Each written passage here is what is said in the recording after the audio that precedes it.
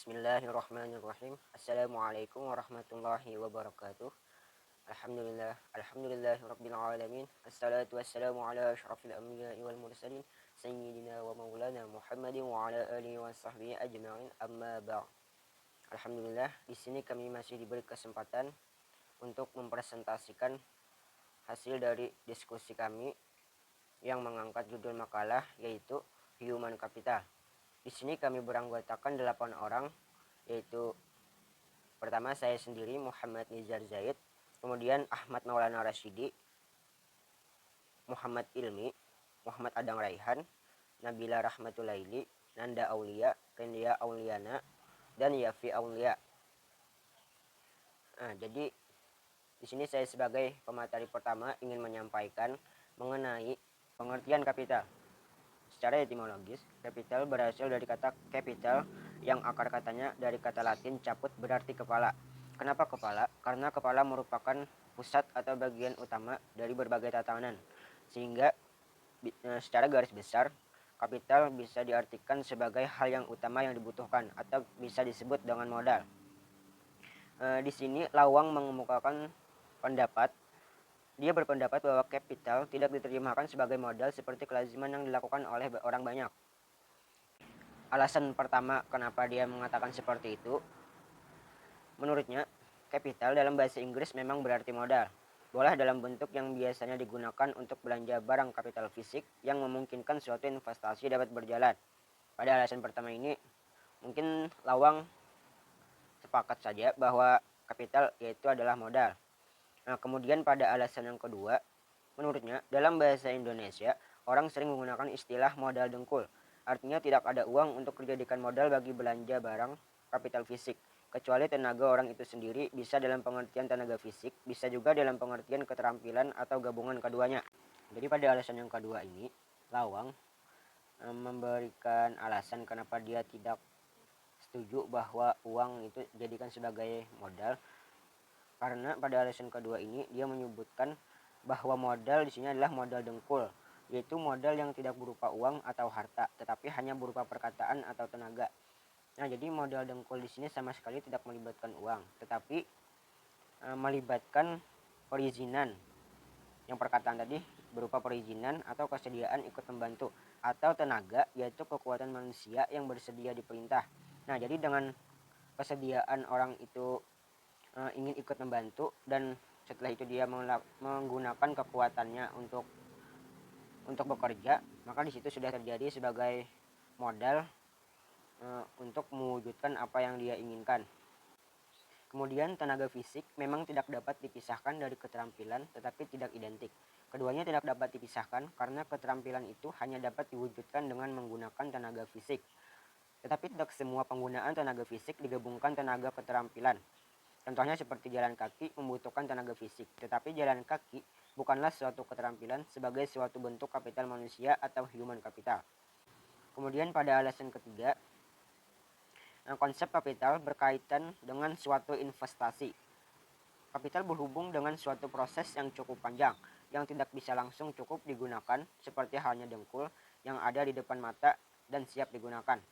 Jadi pada ketiga alasan tersebut bisa saya simpulkan bahwa kapital merupakan faktor-faktor produksi, investasi, baik yang bisa langsung dipakai atau yang tidak langsung dipakai, dan nilai tambah yang dikelola untuk meraih keuntungan dengan melihat keadaan. Mungkin itu saja yang dapat saya sampaikan, akan dilanjutkan oleh pemateri selanjutnya. Di sini saya akan melanjutkan materi selanjutnya, yaitu definisi human capital. Human capital diartikan sebagai manusia itu sendiri yang secara personal dipinjamkan kepada perusahaan dengan kapabilitas individu yang dimilikinya, seperti keterampilan yang telah dimiliki oleh individu. Salah satunya adalah komitmen, pengetahuan, dan juga pengalaman pribadi seseorang. Seperti pengetahuan yang telah dimiliki oleh seseorang, komitmen, pengetahuan, serta pengalaman yang telah dimilikinya. Di sini juga tidak semata-mata memandang individual saja, tetapi juga tim kerja untuk menjadi lebih baik lagi di suatu lembaga atau organisasi tersebut. atau kerja kelompok, yang mana seorang dalam bekerja di dalam kelompok tersebut bisa membangun yang namanya aset, yang namanya pandangan menuju ke depan.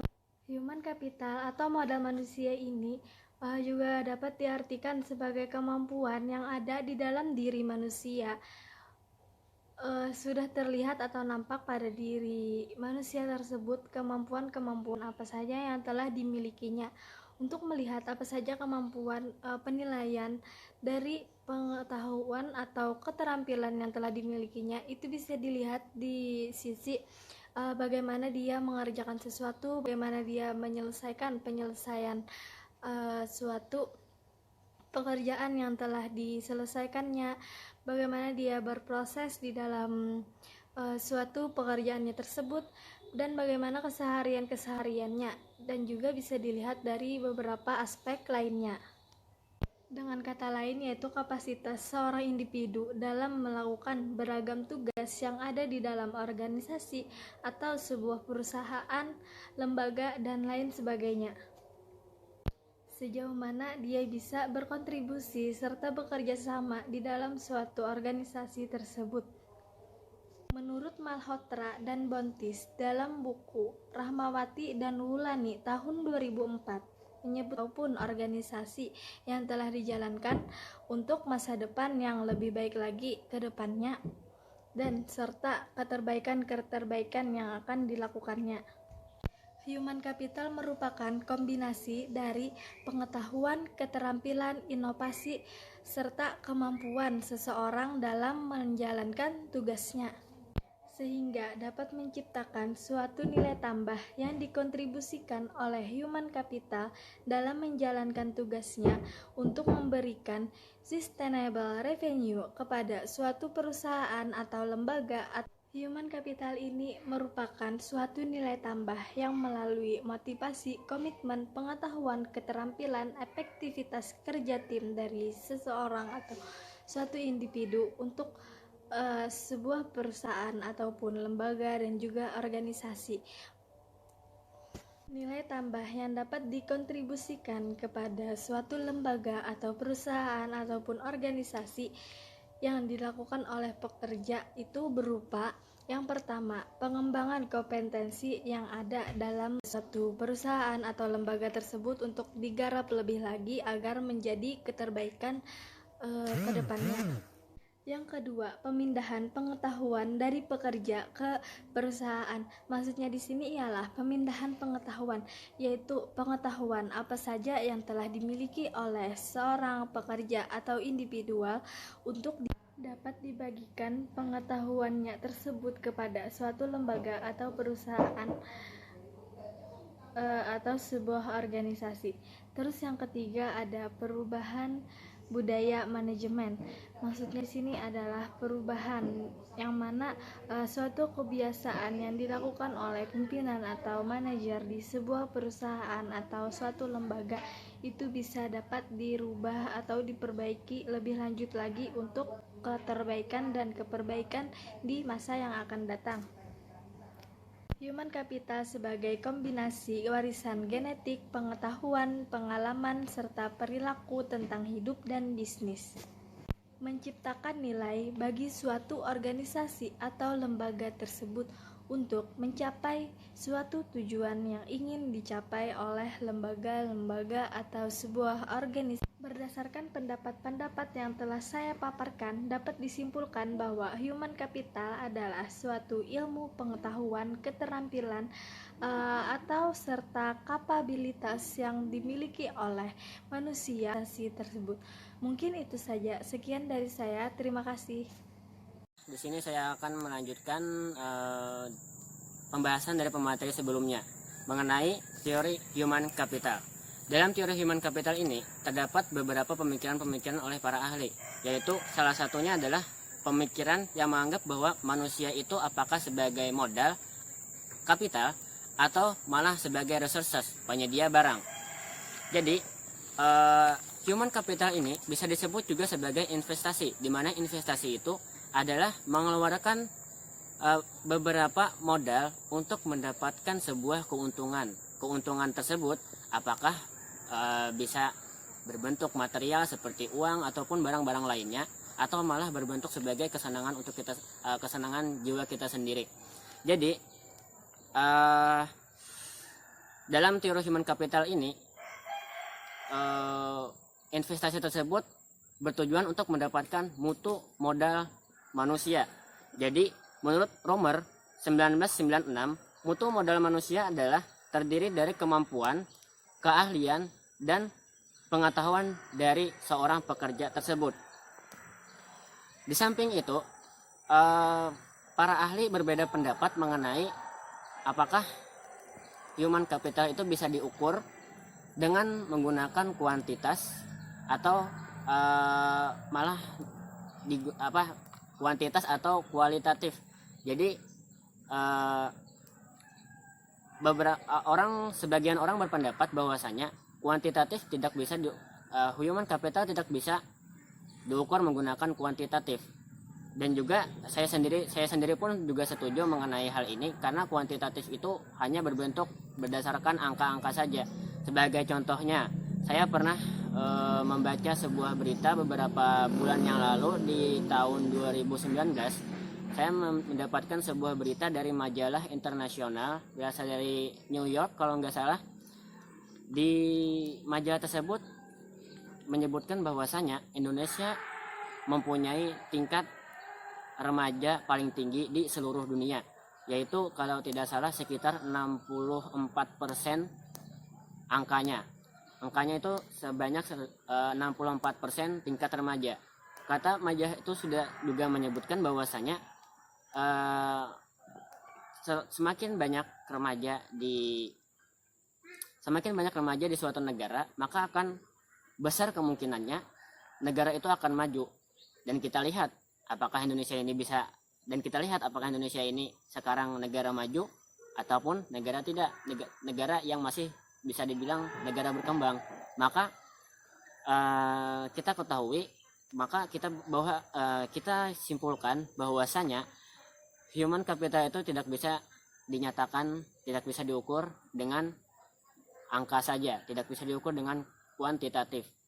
Akan tetapi dalam teori human capital ini diukur dengan adanya kualitatif atau pandangan dari berbagai arah. Mungkin itu saja dari saya untuk materi dari teori human capital ini. Terima kasih. Bismillahirrahmanirrahim. Baik, saya akan melanjutkan presentasi yang selanjutnya mengenai konsep human capital. Jadi sudah dijelaskan di atas bahwasanya secara simpelnya human capital itu adalah modal manusia. Maksudnya segala sesuatu yang dimiliki atau manusia punya di dalam dirinya. Itu yang dinamakan modal atau menurut definisi human capital. Di sini saya akan membahas mengenai konsep human capital. Jadi di dalam konsep human capital ini ada 3 konsep. Jadi konsep yang pertama itu adalah menyatakan bahwa human capital dapat dikatakan sebagai aspek individual. Kenapa dikatakan seperti itu? Konsep ini menyatakan bahwa model manusia merupakan suatu kemampuan yang ada pada diri manusia, seperti pengetahuan dan keterampilan. Artinya, pada konsep pertama ini, bahwasanya human capital itu sendiri adalah kemampuan atau keterampilan yang dimiliki oleh manusia itu sendiri. Artinya kan individualisme atau modal yang dimiliki oleh manusia itu sendiri. Kemudian yang kedua, menyatakan bahwa human capital merupakan pengetahuan dan keterampilan yang didapatkan melalui berbagai aktivitas pendidikan seperti sekolah, kursus, dan pelatihan. Artinya pada konsep yang kedua ini human capital itu merupakan pengetahuan dan keterampilan yang didapatkan ketika dia bersekolah, baik itu kursus ataupun pendidikan-pendidikan yang lainnya. Nah, dengan adanya pengetahuan serta pendidikan yang didapat, maka itu merupakan modal dari manusia itu sendiri untuk menghasilkan sesuatu nantinya. Nah, kemudian ada konsep ketiga, yakni human capital melalui perspektif orientasi produksi. Nah, jadi di sini ada Romer menyatakan bahwa human capital merupakan sumber mendasar dari produktivitas ekonomi.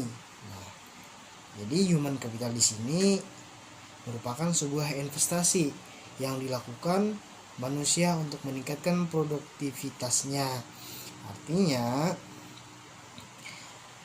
dari konsep ketiga ini bahwasannya human capital di sini itu berasal dari atau berdasar dari produktivitas ekonominya. Nah, artinya human capital perpaduan antara pendidikan, pengalaman, pelatihan, keterampilan, kebiasaan, kesehatan, energi, dan inisiatif yang mempengaruhi produktivitas manusia itu sendiri. Artinya dari konsep yang ketiga ini bahwasanya modal manusia itu sendiri adalah berasal dari keperluan diri manusia itu sendiri. Dengan adanya keperluan atau kesenjangan dari manusia itu sendiri, maka akan timbullah rasa percaya diri untuk membuat sesuatu hal agar dapat dilakukan untuk memenuhi kebutuhan ekonomi dirinya sendiri ataupun orang lain. Sekian dari saya. Wassalamualaikum warahmatullahi wabarakatuh. Baik, di sini saya akan membahas materi yang kelima, yaitu tentang komponen pendekatan human capital. Materi ini saya akan bahas yaitu komponen pendekatan human capital adalah seluruh bagian atau unsur yang membentuk human capital itu sendiri. Jadi, komponen pendekatan human capital ini di mana seluruh bagian atau komponen yang membahas tentang human capital itu sendiri. Jadi, menurut Andre Mayow, komponen pendekatan human capital ini ada 5. Yang pertama yaitu individual capability, yang kedua yaitu individual motivation, yang ketiga yaitu the organization climate, yang keempat yaitu adalah work groups effectiveness, dan yang kelima yaitu leadership. Nah, saya akan membahas satu persatu tentang komponen-komponen pendekatan human capital. Yang pertama yaitu tadi adalah individual capability atau bisa disebut juga dengan kecakapan individu. Nah, jadi kecakapan individu ini adalah kecakapan atau kemampuan menghadapi dan menyesuaikan diri terhadap situasi baru dengan cepat dan efektif. Maksudnya di sini di mana seseorang itu bisa menyesuaikan dirinya dengan lingkungan baru atau situasi baru, tetapi dengan secara cepat, atau maksudnya dia langsung bisa menangkap atau langsung bisa mempergerakkan kecakapan ini dengan cepat dan efektif di dalam lingkungan atau situasi baru. Nah, ini adalah kecakapan individu. Jadi kecakapan individu ini terbagi lagi menjadi 2. Yang pertama yaitu kecakapan nyata atau actual ability. Dan yang kedua yaitu kecakapan potensial atau potential ability. Nah, jadi kecakapan nyata itu adalah kecakapan yang diperoleh melalui belajar atau prestasi yang segera didemonstrasikan dan diuji sekarang. Maksudnya di mana kecakapan ini kecakapan yang langsung ia lihat dan langsung ia pergerakan. Kecakapan yang biasa ia lihat, contohnya misalnya kita melihat orang senam. Nah, ketika kita melihat orang senam dan kita ikut senam, sebelumnya kan kita anggap saja kita tidak tahu bagaimana cara pergerakan senam. Ketika kita melihat langsung cara pergerakan senam, kita akan maka timbullah di dalam diri kita atau kecakapan di dalam diri kita untuk mengikuti cara gerakan senam tersebut, walaupun masih tidak sesempurna yang mempergerakan. Nah, itu salah satu contoh kecakapan nyata. Yang kedua yaitu kecakapan potensial. Kecakapan potensial ini adalah kecakapan yang dihasilkan dari keturunan atau gen. Misalnya, kecakapan yang dihasilkan dari keturunan. Seorang anak itu lahir dari faktor gen atau dari orang tua yang berpostur tubuh tinggi. Tidak menutup kemungkinan dia akan lahir juga berbadan atau berpostur tubuh tinggi. Nah, itu adalah salah satu contoh kecakapan potensial atau kecakapan yang dihasilkan dari keturunan. Jadi kecakapan potensial ini pula terbagi menjadi dua. Yang pertama yaitu kecakapan dasar umum atau kecerdasan. Yang kedua yaitu kecakapan dasar khusus atau bakat. Nah, kalian bisalah mengambil contohnya masing-masing. Bagaimana kecakapan yang dihasilkan dari keturunan dalam kecerdasan atau bakat. Nah, komponen yang kedua yaitu kecakapan komponen yang kedua yaitu individual motivation atau motivasi individu, yaitu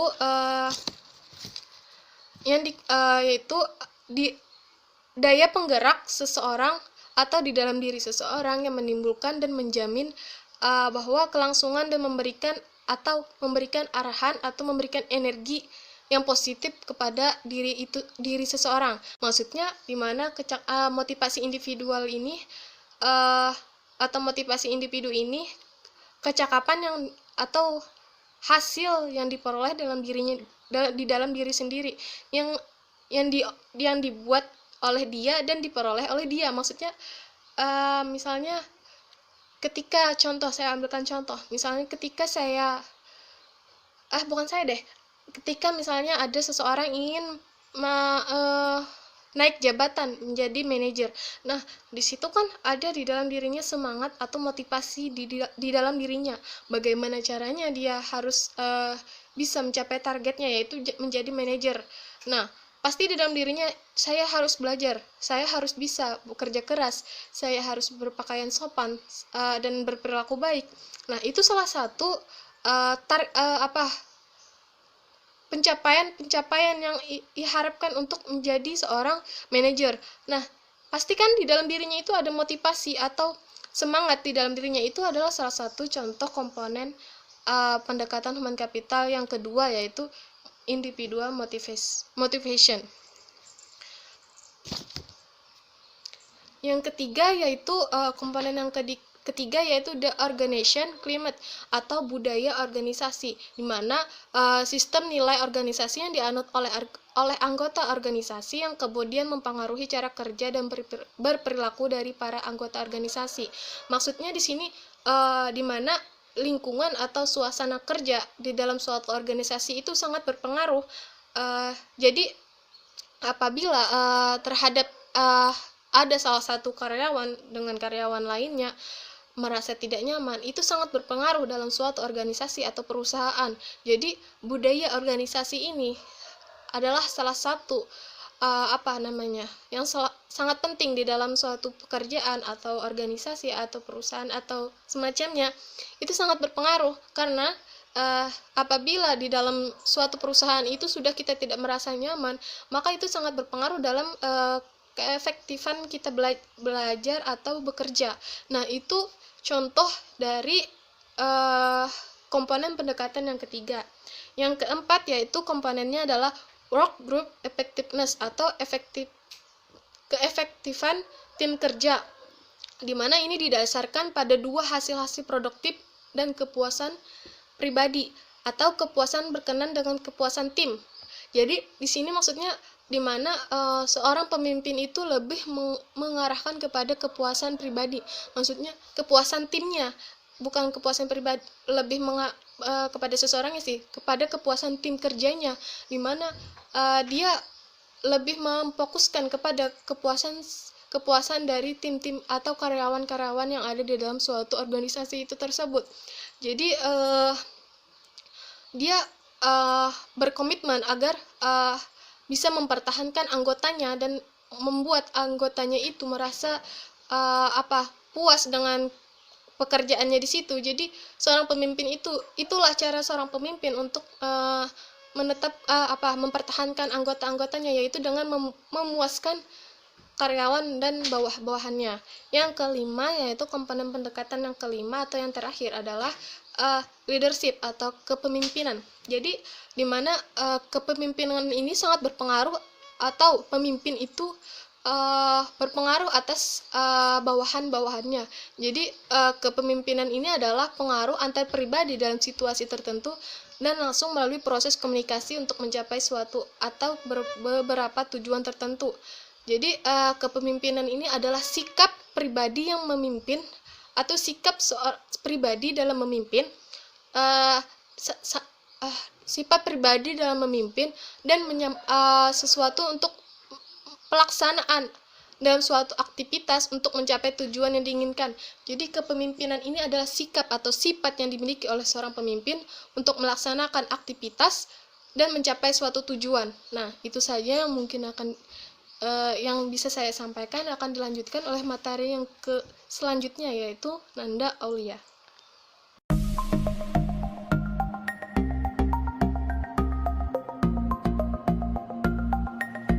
Assalamualaikum warahmatullahi wabarakatuh.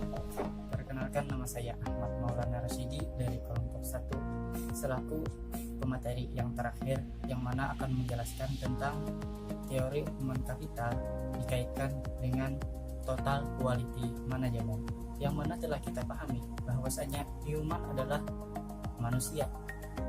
Dapat disimpulkan bahwasanya human capital berarti kualitas yang ada di dalam diri manusia, contohnya keterampilan atau skill-skill yang dimiliki oleh pribadi masing-masing. Karena di pribadi individu itu tersebut tidak mesti harus sama, haruslah berbeda-beda. Langsung saja masuk ke materi yang akan saya jelaskan, yaitu akumulasi human capital dan total quality management di dalam dunia pendidikan. Istilah kualitas merupakan istilah yang semakin banyak didengar, termasuk terkait dengan pendidikan. Kualitas atau mutu lebih banyak didefinisikan dalam kaitannya dengan produk barang atau jasa. Mutu tersebut meliputi aspek proses, hasil, lingkungan, dan manusia.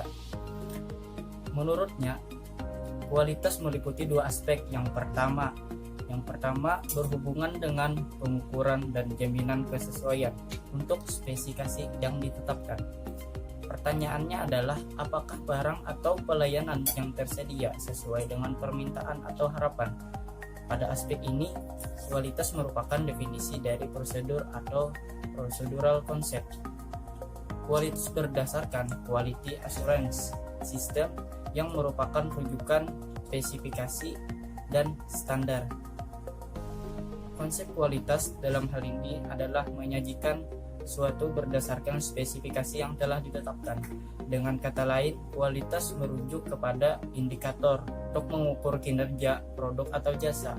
Dari perspektif procedural concept, kualitas pendidikan dapat dilihat dari indikator peringkat hasil ujian sekolah. Nah, jadi dapat disimpulkan bahwasanya apa yang dikatakan oleh Sales tersebut, beliau lebih mementingkan hasil yang didapat pada produk tersebut. Kalau dicontohkan di dalam dunia pendidikan, hasillah yang menjadi ukuran dalam sebuah kesuksesan dengan pertimbangan ketentuan-ketentuan yang berlaku. Yang kedua yaitu kualitas transformasional. Kualitas ini berhubungan dengan pengembangan yang berkelanjutan dan transformasi organisasi. Konsep kualitas ini yaitu mementingkan kepedulian terhadap kepuasan pelanggan dan tanggung jawab sosial, serta kepuasan dan kesenangan pelanggan. Dengan kata lain, kualitas transformasional tidak sekedar mementingkan doing the right thing, tetapi doing things right. Mungkin itu saja yang bisa saya sampaikan. Kurang dan lebihnya mohon maaf. Wassalamualaikum warahmatullahi wabarakatuh.